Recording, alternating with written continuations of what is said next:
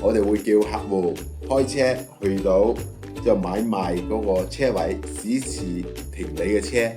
合唔合適，停唔停到咁樣係嘛？即係我哋嘅坦洲鎮嘅行政中心，即係房產交易行政中心呢個位置嘅時候呢，最少提早個10到15分鐘啦，幫你放盤又得，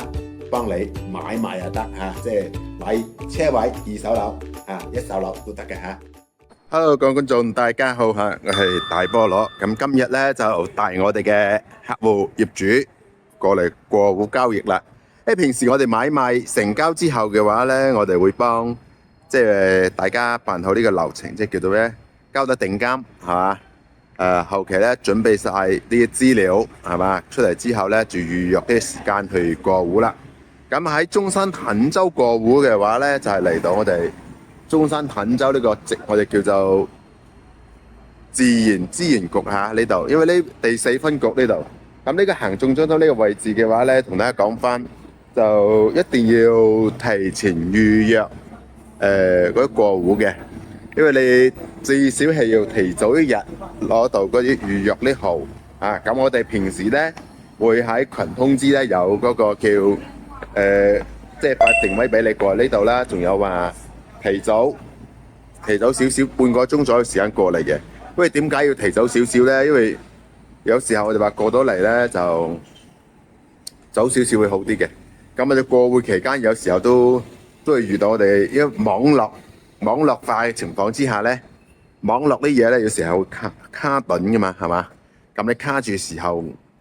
電腦唔得，就可能要手工錄入啦啊！手工錄入呢肯定會慢少少嘅。咁大家睇翻下，其實我哋呢邊嘅市場呢就好旺嘅，就唔係話似其他嗰啲區域就冷冷清清。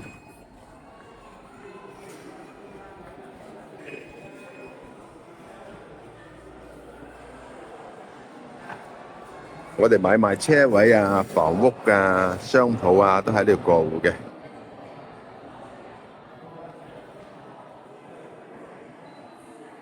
平時買賣房呢稅務諮詢咧，都可以嚟呢邊。咁我哋有時候過戶期間咧，要少少嗰啲合同。假如你要啲要變更或者點樣，可能就需要話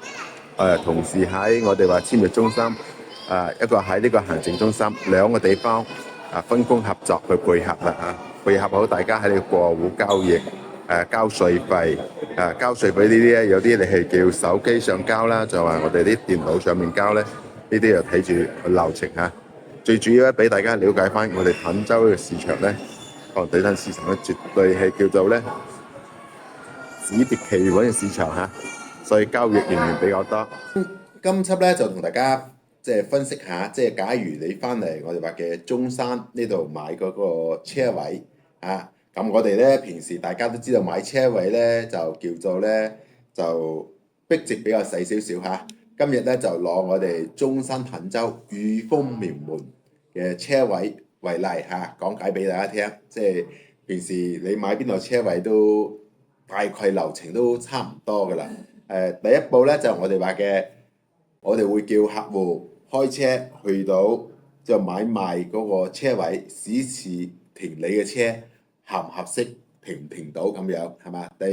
二嘅話呢，我哋話嘅可能你嚟之前我都會同你講過下嗰個價位，就試 OK 啦，我就帶去同嗰個業主去傾價啦。咁傾價 OK 之後嘅話呢，就大家會約一個時間去叫做交易嘅嚇。咁我哋交易車位大家都知道啦，如果車位嘅壁值咧比較細少少嚇，咁我哋咧就係正常嚟講咧都係叫做一次性去交易過戶嘅，就先俾定金，定金之後加尾期咁樣，就加埋咧就叫做一次性咁樣。咁交咗定金嗰時候咧，我哋會叫大家咧，即係因為我哋係配合德友平台，咁我哋會叫大家一個註冊後嗰個叫做咩咧？叫做配合找房仲要配合找房一個平台大概圖形咧係就咁樣嘅。即係我 P 個圖俾大家睇睇，因為呢個咧係我哋叫咧一定要實名制嚇，實名認證，仲要綁定嘅即係身份證認證啦。第二嘅話，仲有嗰個叫做銀行卡綁定啦。因為點解要綁定銀行卡咧？一方便我哋嘅客戶，即係到時候咧叫做資金監管嚇，俾咗定金之後，我後面嘅錢咧，我哋可以轉入去嗰個資金監管賬，係我哋平台提供嘅資金監管賬戶。咁第二嘅話咧，業主都要嘅嚇。咁樣咧，通過咁樣去綁定咗呢個銀行卡，實名認證之後嘅話咧，資金到咗之後，我哋去交易過戶嚇。交易過戶之後嘅話咧，我哋攞住嗰個回執，你係車位又好，我哋叫做咧紅本仔嚇，一樣同我哋房產證一樣嘅，係有嗰啲紅本仔嘅嚇。咁樣咧就可以即係回執或者紅本仔，咁樣咧到時嗰個錢咧就可以打俾我哋嘅業主買家啦，係咁樣嘅。咁我哋咧成交呢個車位嘅話咧，同大家講翻要注意啲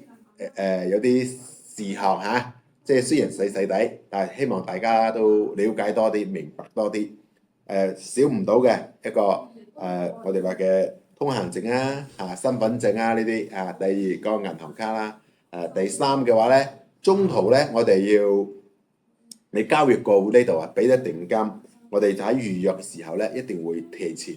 咁中途會遇到咩問題？一個係個資金轉入嘅問題，你買樓又好，買車位又好，平時你哋轉錢入嚟嘅話咧，可能平時咧只可以大概有啲叫做轉到2萬蚊啦。咁你一日2萬，假如你去到成20萬嘅話，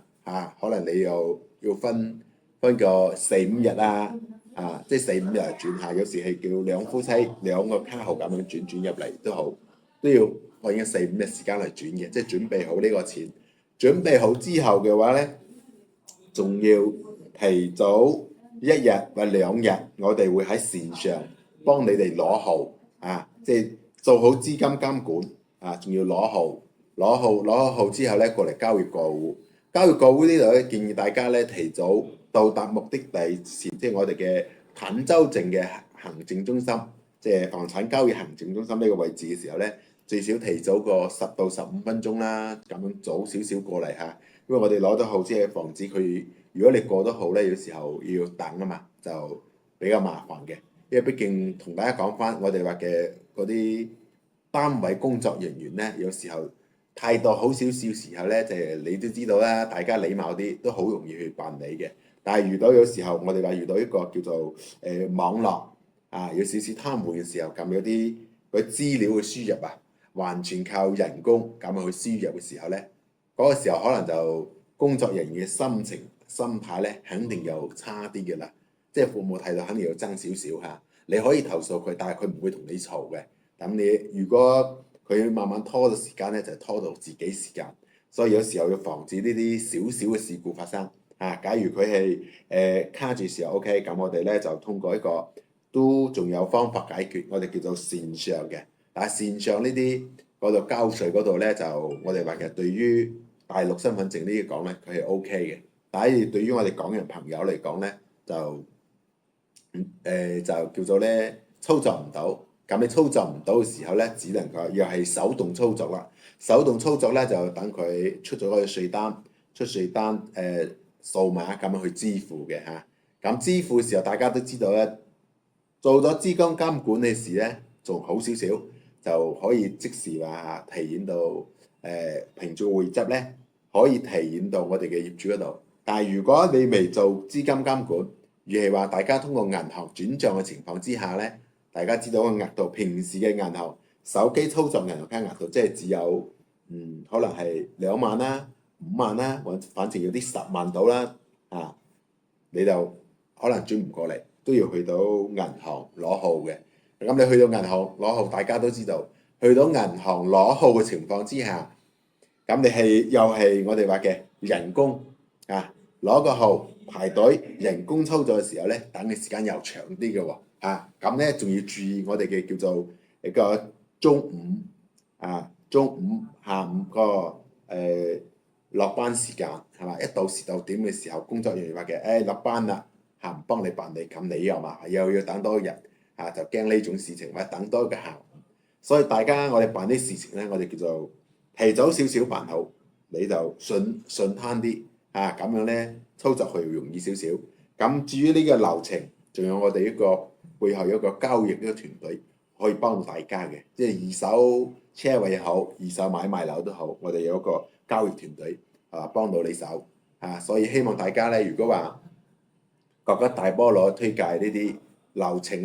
係有用嘅，或者我哋都可以睇到我哋依家坦洲嘅呢個市場其實都即係交易市場其實都唔差嘅有個片段都可以俾大家睇睇。咁大家睇到啦，即係流程咧，大概咧就係呢個流程啦。咁你哋一定要為到我哋話嘅，你客戶又好，業主又好，為咗你哋嘅資金安全大家咧就可以選擇我哋或者揀大菠蘿，幫你放盤又得，幫你買賣又得即係買車位、二手樓一手樓都得嘅希望大家咧覺得有用嘅，點翻個關注點翻個 like 想做得到大菠蘿粉絲嘅話，上嚟嘅話記得 call 大菠蘿即係了解多啲我哋話啲市場，或者大菠蘿同你了解多啲香港嘅市場上嚟記得 call 大菠蘿飲茶得閒飲茶就咁樣嘅啦。好，咁呢輯片咧就介紹到呢度先，拜拜。